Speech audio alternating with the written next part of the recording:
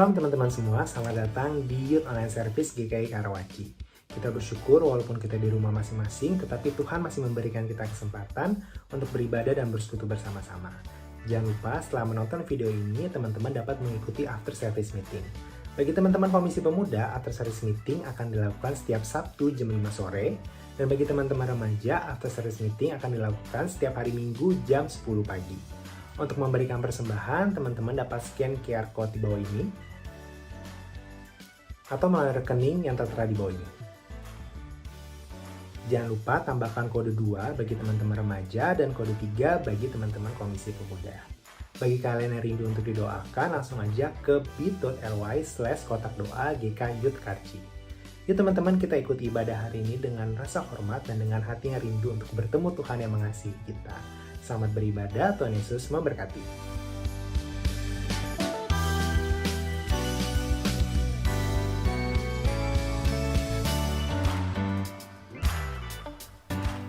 Shalom teman-teman, kita bersyukur atas kasih setia Tuhan, kita masih diberi kesempatan untuk datang kembali beribadah kepadanya. Tuhan mengasihi kita dalam segala kondisi. Mungkin saat ini teman-teman ada yang sedang bersuka cita, ada juga yang sedang dalam pergumulan. Namun terlepas dari semuanya itu, aku ingin mengajak kita semua untuk bersehati. Kiranya pada saat ini fokus kita hanyalah kepada Tuhan. Kita minta pertolongan yang daripada Roh Kudus. Mari kita bersaat teduh sejenak.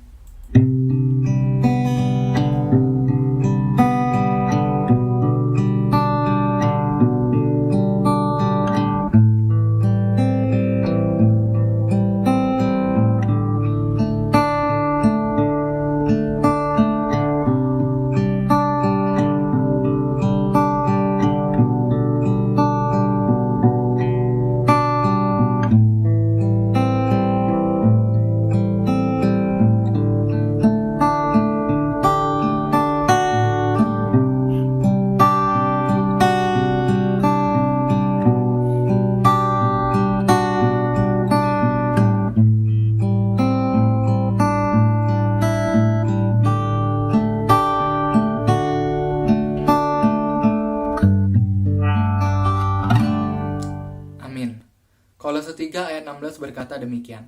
Hendaklah perkataan Kristus diam dengan segala kekayaannya di antara kamu, sehingga kamu dengan segala hikmat mengajar dan menegur seorang akan yang lain, dan sambil menyanyikan mazmur dan puji-pujian dan nyanyian rohani, kamu mengucap syukur kepada Allah di dalam hatimu. Amin. Mari kita datang kepada Tuhan, kita menyembah Dia, kita pujikan, serukan namanya.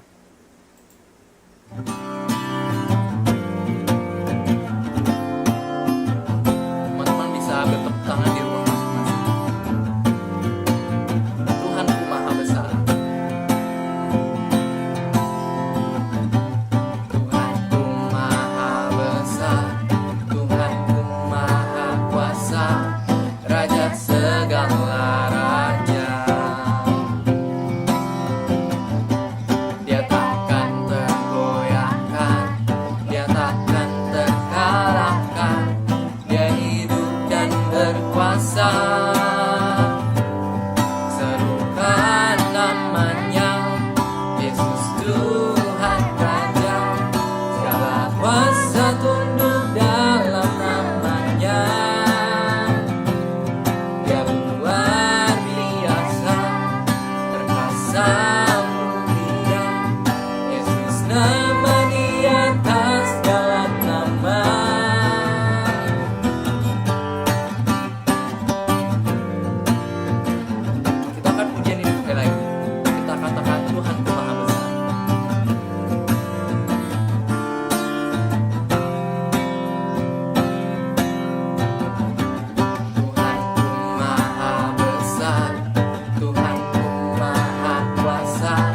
Raja segala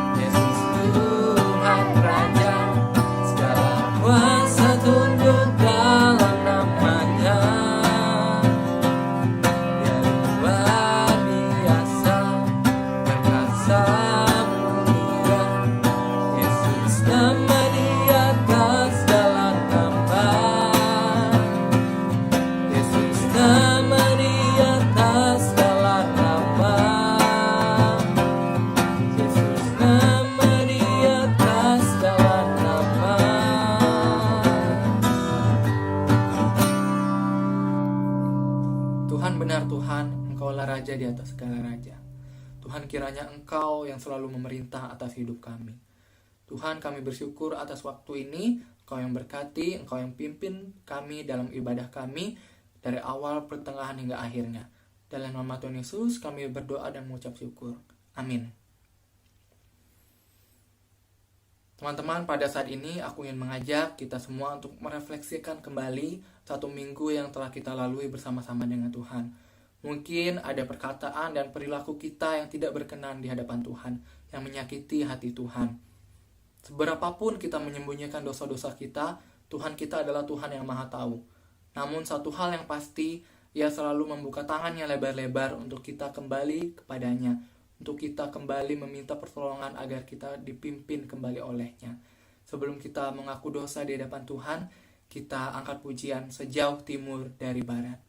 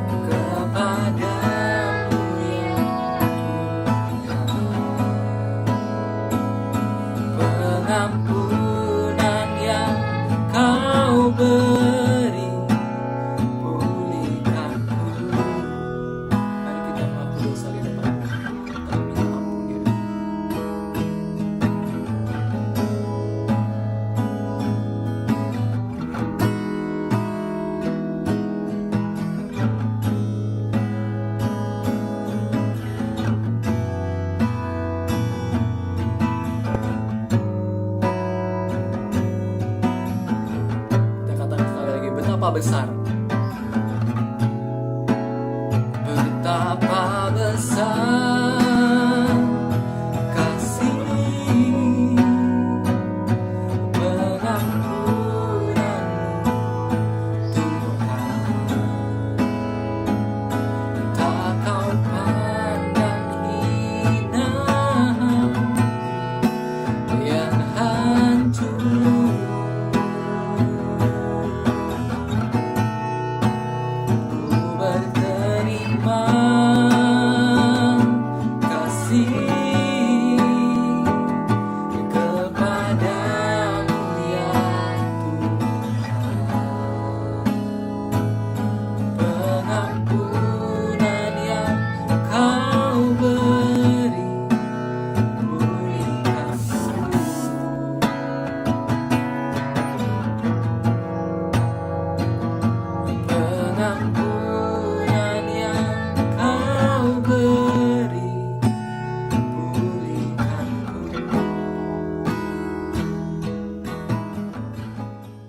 Bapa dalam surga, kami bersyukur ya Tuhan karena sekali lagi Tuhan memberikan kesempatan bagi kami untuk mendengarkan firman-Mu. Biarlah kami boleh diberikan hikmat untuk mengerti dan diberikan kemampuan dan kekuatan untuk melakukannya. Bila Allah Roh Kudus yang boleh bekerja Di dalam nama Tuhan Yesus Kristus kami berdoa. Amin. Nah, saudara sekalian, bersyukur sekali hari ini kita akan belajar dari kitab Roma. Saya akan bacakan untuk kita sekalian Roma 10 ayat 14 sampai 15. Tetapi bagaimana mereka dapat berseru kepadanya jika mereka tidak percaya kepada Dia? Bagaimana mereka dapat percaya kepada Dia jika mereka tidak mendengar tentang Dia? Bagaimana mereka mendengar tentang Dia jika tidak ada yang memberitakannya? Dan bagaimana mereka dapat memberitakannya jika mereka tidak diutus? Seperti ada tertulis, betapa indahnya kedatangan mereka yang membawa kabar baik. Nah, saudara sekalian, bagi saudara sekalian, Injil itu merupakan suatu beban atau tidak? Nah, jika Injil sesuatu beban, itu kenapa? Atau sebaliknya, jika Injil itu bukan suatu beban, kenapa?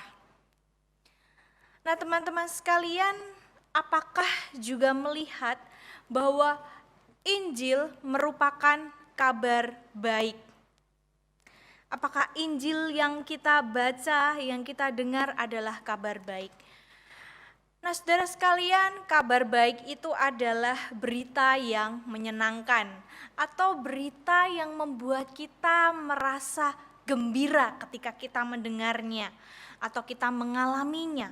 Misalnya, hasil ujian bagus, mendapatkan IPK yang bagus, diterima di universitas yang diinginkan dengan nilai yang baik, diterima di pekerjaan yang diidam-idamkan, diterima sebagai pacar yang sebelumnya gebetan gitu ya, dapat hadiah dari orang tua, atau dapat hadiah dari seseorang yang spesial gitu. Nah, saudara sekalian, banyak hal yang membuat kita senang ya, dan tiap orang mungkin berbeda-beda dia senangnya karena apa. Nah, teman-teman, apakah teman-teman melihat bahwa Injil keselamatan itu adalah sesuatu kabar baik? Apakah itu kabar yang menggembirakan dan menyenangkan?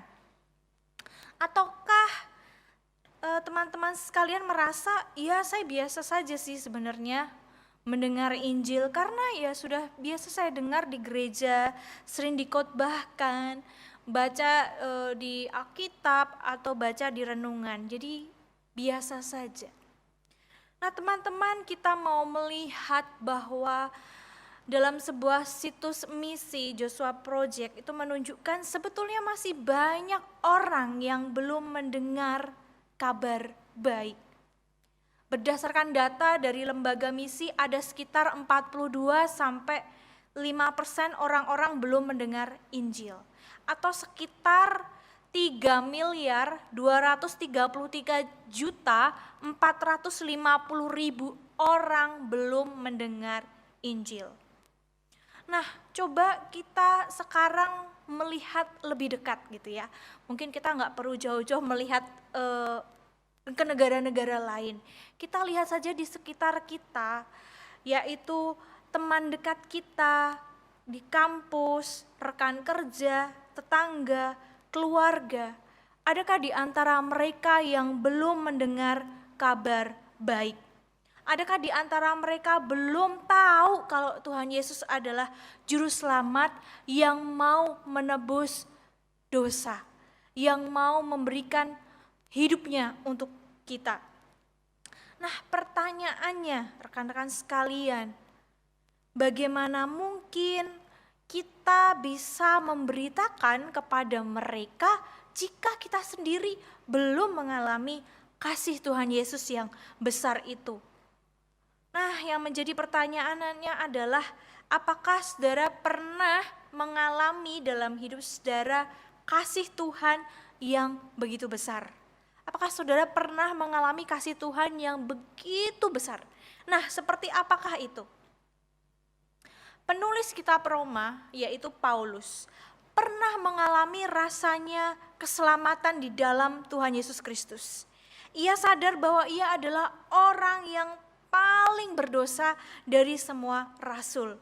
Dia pernah melakukan pembunuhan kepada orang-orang Kristen, bahkan setuju atas kematian Stefanus. Stefanus adalah martir yang pertama dan dia dirajam dengan batu. Dan Paulus setuju atas pembunuhan dia.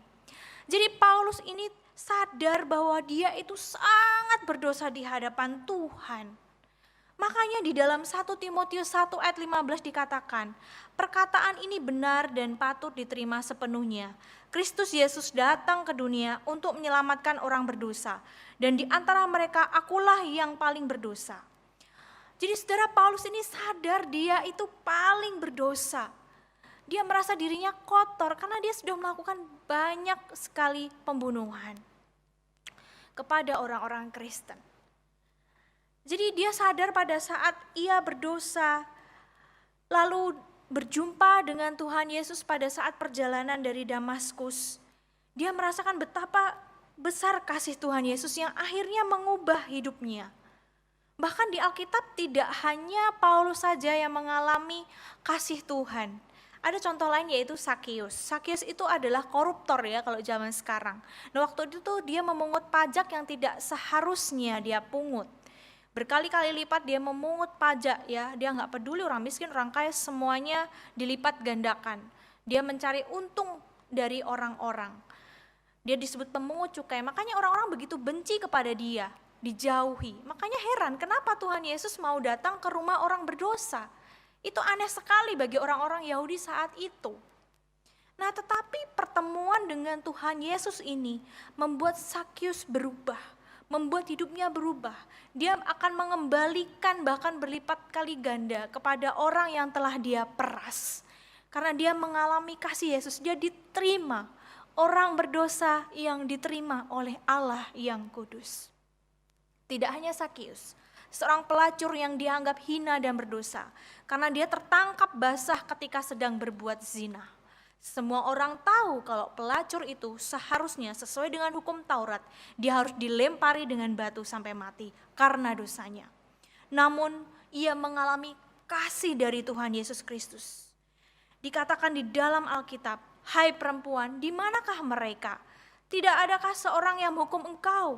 Dan jawabnya, tidak ada Tuhan. Lalu kata Yesus, aku pun tidak menghukum engkau.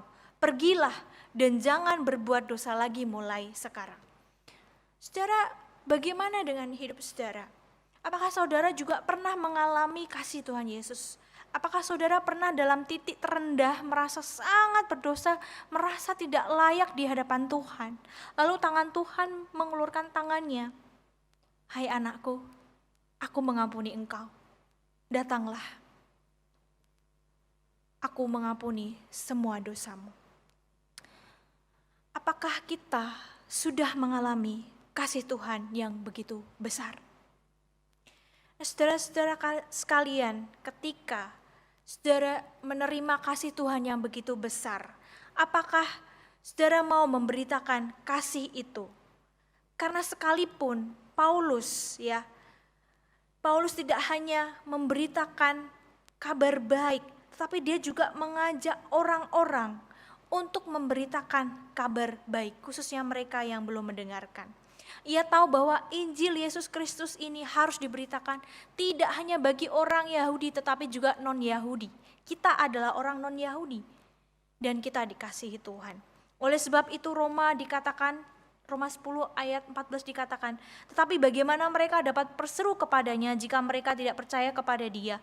Bagaimana mereka dapat percaya kepada dia jika mereka tidak mendengar tentang dia? Bagaimana mereka mendengar tentang dia jika tidak ada yang memberitakannya? Dan bagaimana mereka dapat memberitakannya jika mereka tidak diutus? Seperti ada tertulis, betapa indahnya kedatangan mereka yang membawa kabar baik. Di dalam diagram yang nanti ditunjukkan ya saudara sekalian dalam beberapa ayat ini. Di sini dikatakan bahwa harus ada pengutus pemberita kabar baik itu. Harus ada yang membawa kabar baik itu. Harus ada yang menjadi pendengar dari kabar baik itu. Dan yang mendengar kabar baik itu dia percaya Tuhan Yesus. Dia berseru kepada Tuhan Yesus.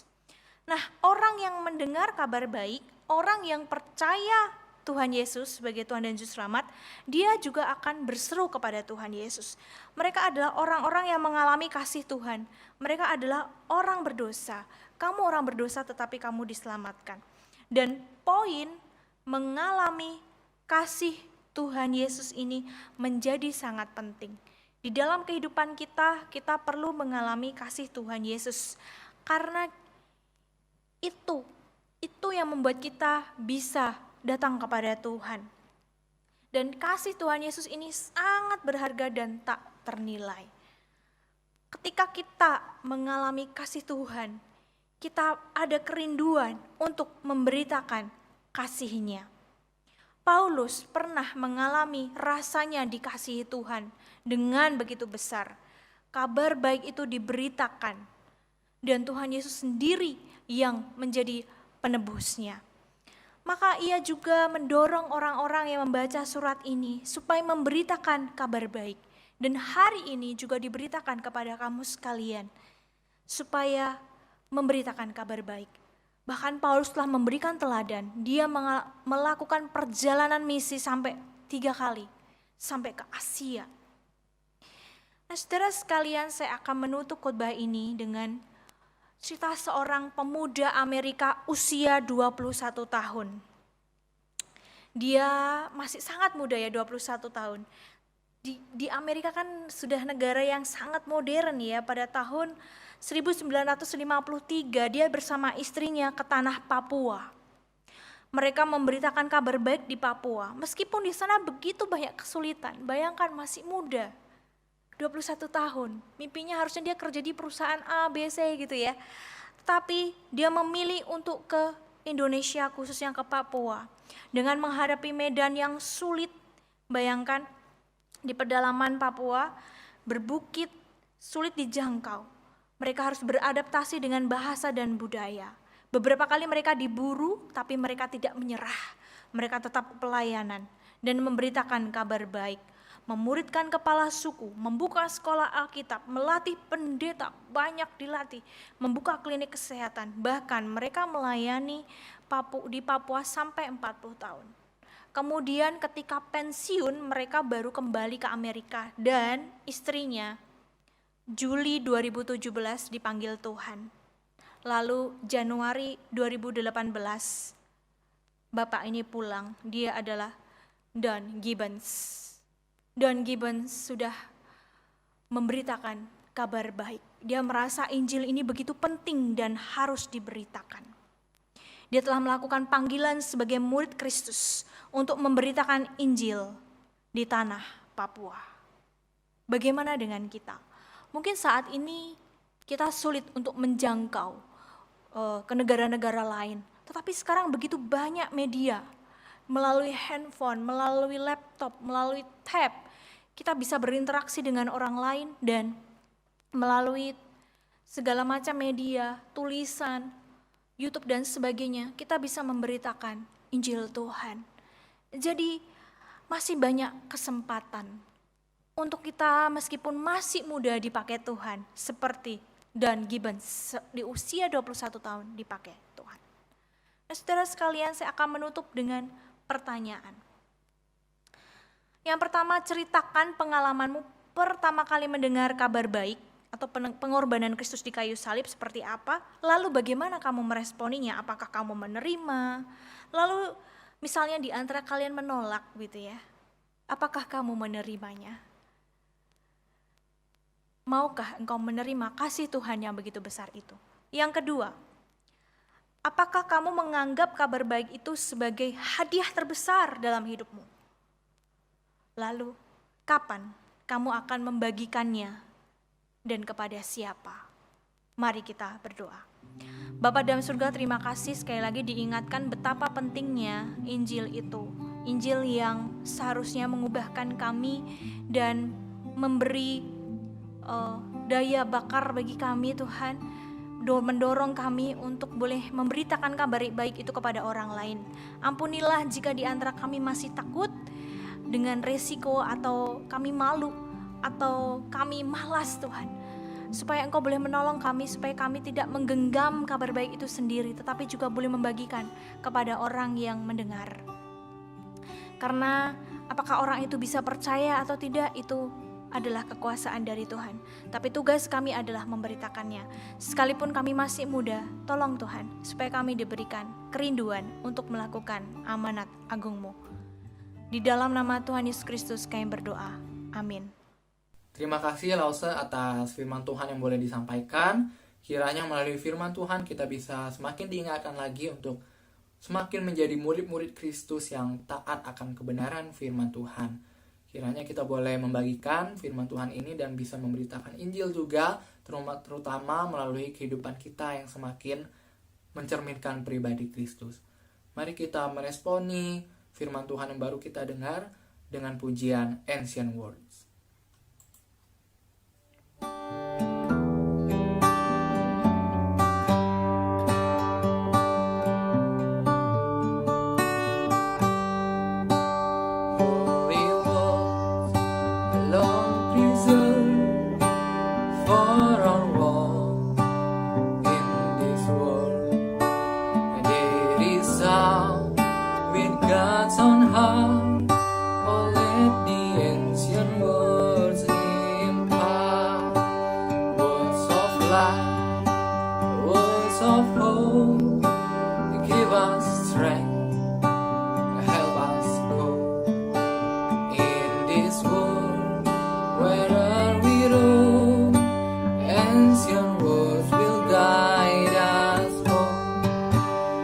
Ancient words ever true, changing me and changing you. We have come with open hearts, oh let the ancient words impart. Ya Tuhan, terima kasih Tuhan atas Engkau telah memimpin ibadah kami dari awal pertengahan hingga akhirnya. Tuhan, kiranya firman yang boleh kami dengar, tidak hanya kami menjadi pendengar-pendengar firman, tetapi juga kami menjadi pelaku-pelaku firman dalam kehidupan kami sehari-hari. Tuhan, sebentar lagi kami akan bersekutu di Zoom, Kau yang berkati persekutuan kami. Dalam nama Tuhan Yesus, kami berdoa dan mengucap syukur. Amin. Demikian teman-teman, ibadah Youth Online Service kita pada hari ini. Jangan lupa untuk mengikuti after service meeting di Zoom. See you!